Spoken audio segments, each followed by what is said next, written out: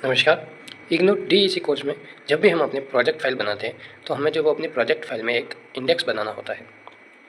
अब ये इंडेक्स हमें जो कैसे बनाना है, उसमें क्या क्या हमें भरना है, तो आज की वीडियो में मैं वो इंडेक्स आपको जो वो बताने वाला हूँ कि उसको जो है वो कैसे भरना है और कैसे बनाना है।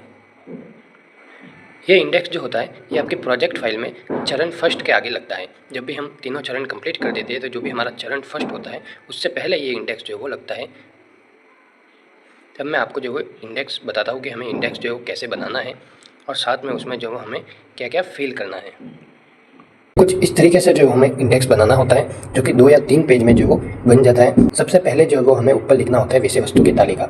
फिर यहाँ पर जो वो हमको कॉलम बनाने होते हैं। पहला कॉलम आता है हमारे डेट का, दूसरा आता है हमारे क्रिया सत्र का और तीसरा आता है हमारे पृष्ठ संख्या का। तो पहले चरण की बात करें तो सबसे पहले यहाँ पर आपको लिखना होता है क्रिया सत्र में, या फिर आप यहाँ पर क्रिया सत्र की जगह जो है वो विवरण भी लिख सकते हैं या शीर्षक भी लिख सकते हैं। तो यहाँ पर हमको लिखना होता है पहला चरण। फिर उसमें जो वो 5 दिन पूरा, जैसे यहाँ पर लिखा हुआ अवलोकन का पहला दिन, अवलोकन का दूसरा दिन, अवलोकन का तीसरा दिन, अवलोकन का चौथा दिन और अवलोकन का 5वां दिन। तो ये 5 जो है वो हमें लिखना होता है पहले चरण में। फिर यहाँ पर जो है वो हमें प्रथम चरण के पहले दिन, जिस डेट को हमने पहले दिन का अवलोकन किया है वो यहाँ पर डेट लगानी होती है। और यहाँ पर जो होती है वो पृष्ठ संख्या। पृष्ठ संख्या मतलब आपने जो प्रथम चरण का पहले दिन का अवलोकन जो कितने पेज में लिखा है। जैसे आपने पेज संख्या 1 से स्टार्ट किया और आपके जो है वो 2 या 3 पेज नंबर पर वो जो हो प्रथम दिन का अवलोकन जो है वो खत्म हो गया, तो यहाँ पर जैसे 5 पेज आपके भर गए, 5वें पेज पर आपके जो वो खत्म हो गया, तो यहाँ पर 5 नंबर। ऐसे इस तरीके से आपको जो है पृष्ठ संख्या लगानी है। सबसे पहले तो तीनों चरण आपको कंप्लीट कर देने, फिर उन पर जो है वो पृष्ठ संख्या सीरीज वाइज जो है नंबर लगा देने। ये पेज नंबर 1, पेज नंबर 2, इस तरीके से पूरे नंबर लगा देने आपको। फिर इसको जो वो बना के आपको भरना है। तो ये हो गया प्रथम चरण का पहले 5 दिन का। फिर इसी तरह आपको जो दूसरे चरण का बनाना है, जिसमें आपको 5 दिन का प्रथम चरण का लिख के थोड़ा गैप छोड़ के यहाँ पर लिख देना द्वितीय चरण। फिर द्वितीय चरण हमारा जो होता है 20 दिन का होता है, उसमें टोटल जो वो 30 एक्टिविटी होती है। तो यहाँ पर लिख दिया क्रिया सत्र 1, 2, 3, 4, इस तरीके से जो पूरा 30 तक लिख दिया हमने।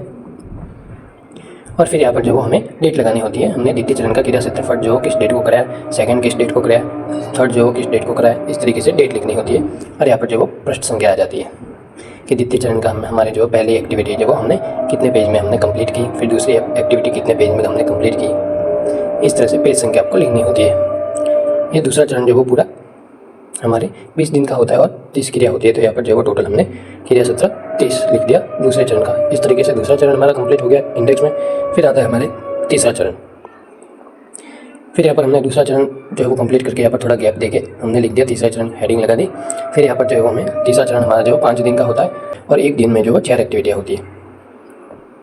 तो यहाँ पर हमने हेडिंग में लिख दिया तीसरा चरण। फिर यहाँ पर जो है पहला दिन में हमने लिख दिया गतिविधि 1, 2, 3, 4। फिर इसी तरीके से एक लाइन छोड़ के हमने दूसरा दिन, उसमें लिख दिया गतिविधि 1, 2, 3, 4। फिर इसी तरीके से तीसरा दिन, चौथा दिन और 5वां दिन। फिर यहाँ पर हमको जो वो तीसरे चरण में पहले दिन की डेट लगानी है कि हमने तीसरे चरण का पहला दिन जो कौन सी डेट को जो वो कंप्लीट किया। और यहाँ पर सामने जो वो पृष्ठ संख्या कि हमने तीसरा चरण जो वो तीसरे चरण का पहला दिन जो लिखा है वो कितने पेज में हमारा कंप्लीट हुआ। फिर इसी तरीके से दूसरे दिन यहाँ पर डेट आ जाएगी दूसरे दिन की, और यहाँ पर पृष्ठ संख्या आ जाएगी कि आपने कितने पेजों में उसको जो वो लिखा है। फिर इसी तरीके से तीसरा दिन, चौथा दिन और 5वां दिन, इस तरीके से आपको जो पूरा लिखना है।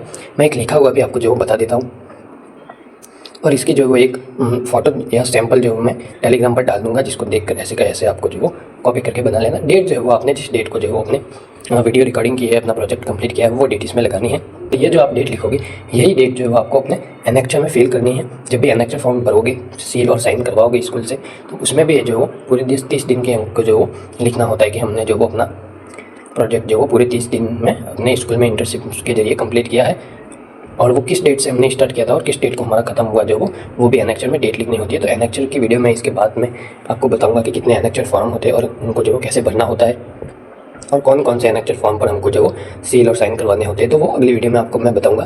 पहले आप जो वो अगर आपका प्रोजेक्ट कंप्लीट हो गया हो या आप प्रोजेक्ट बनाने लग गए हो, तो आप पहले जो वो तीनों चरण कंप्लीट कर देना। उसके बाद जो है वो आप ये विषय वस्तु की तालिका बना देना।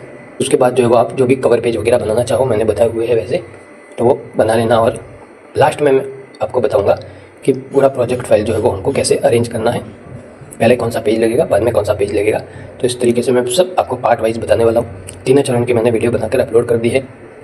ये विषय वस्तु की तालिका की वीडियो है। इसके बाद आएगी वीडियो वो एनेक्चर फॉर्म होगी, और उसके बाद जो मैं वीडियो डालूंगा वो जो हमारा पूरा प्रोजेक्ट कंप्लीट प्रोजेक्ट, उसमें बताऊँगा कि पहले कौन सा पेज लगेगा, बाद में कौन सा पेज लगेगा। इस तरीके से कैसे उसको अरेंज करना है और किन किन बातों का ध्यान रखना है। पेन ड्राइव भी लगानी है तो कैसे लगानी है वो डिटेल में आपको मैं एक अरेंज वीडियो लेके आऊँगा, उसमें जो वो बताऊँगा। जो भी स्टूडेंट नए हैं वो चैनल को सब्सक्राइब कर लेना।